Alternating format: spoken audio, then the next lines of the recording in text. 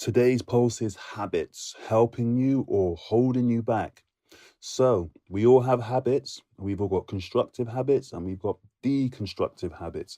We've got habits that, you know, help us get what we want, and we got habits that hold us back. So, simple test as well. Simple test today.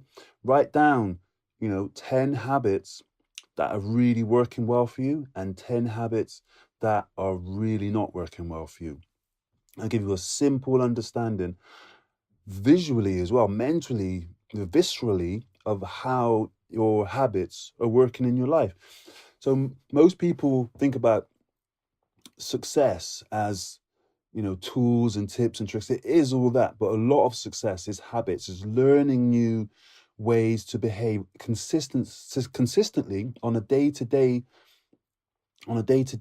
level, where you're taking actions that have become unconscious, that have become habitual, that get you the result that you need every moment, every day, every week, every month, every year. You do these things every single day.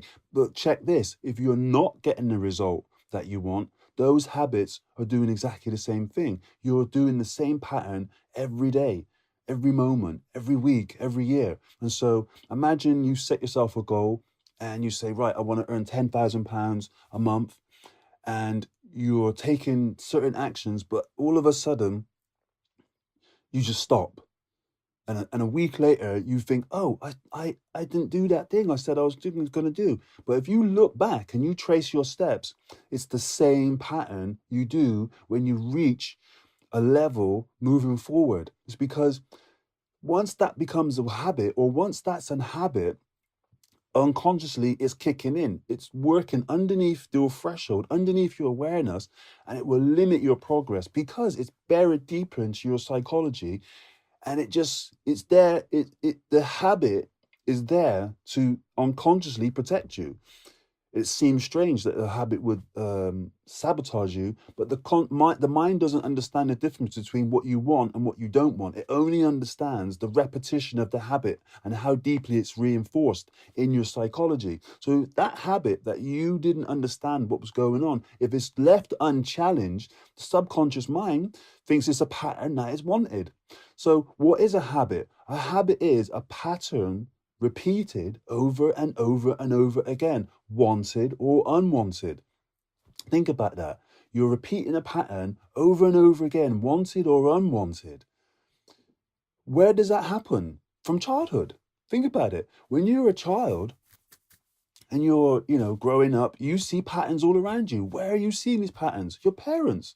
You're picking up patterns from your parents. You're picking up patterns from other children, your brothers, kids you go to school with. And then think about when you go to a senior school, the patterns you're picking up then. Think about when you go to work, the patterns you pick up then. Think about now, how do you get to work?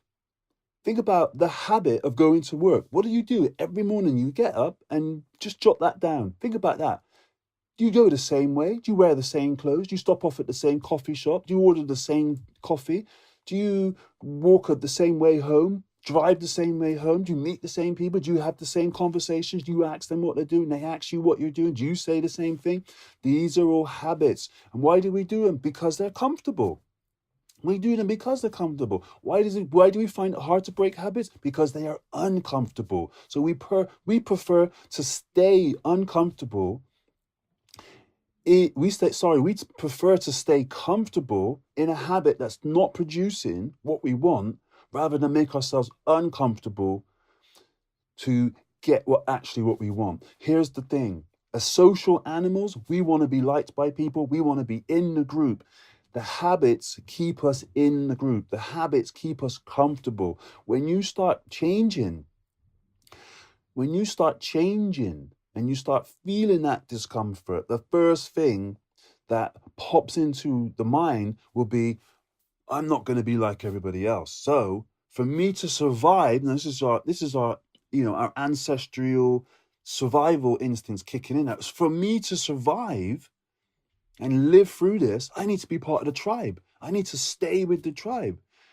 But the reality is, If you really want to get to the next level, you have to leave the tribe. You have to move away from the tribe. Remember, the tribe keeps you safe, but the tribe is stuck in its own comfort zone. The tribe's doing its own thing. And if that tribe isn't moving forward, getting the goals that you want, be creating the success in life that you want, then you're going to be stuck in that tribe. The problem happens when you're trying to break the habit. It needs a lot of energy, it needs a lot of focus, and it needs a lot of persistence. We sometimes struggle with that, and we don't actually understand that it's a habit that's keeping it in place. Is a habit a good thing or a bad thing? No, it's just a thing. It's built into our psychology, it's built into our consciousness through evolution. And why do we need it? Because think about all the things that we do on a day-to-day basis. We couldn't possibly think about it every single moment. Oh, I need to do this, I need to do that. So some things had to go into the subconscious and become a habit and become a habit and become unconscious. Think about walking. You're a baby, you're learning to walk. Soon as you've mastered it, bam, it goes into the unconscious. Think about riding a bike. Soon as you've mastered it, bam, it goes into the unconscious. Think about driving a car. Soon as you've mastered that, bam, it goes into the unconscious. Think about all the things that you've mastered that goes into your unconscious that you don't think about anymore. That's the power of habits. Now, think about this. Imagine having a set of habits that were so powerful that they just ran your life and got you the results that you want every single day, every single moment, every single week, every single year. That's the power of habits. That's why we need to understand them.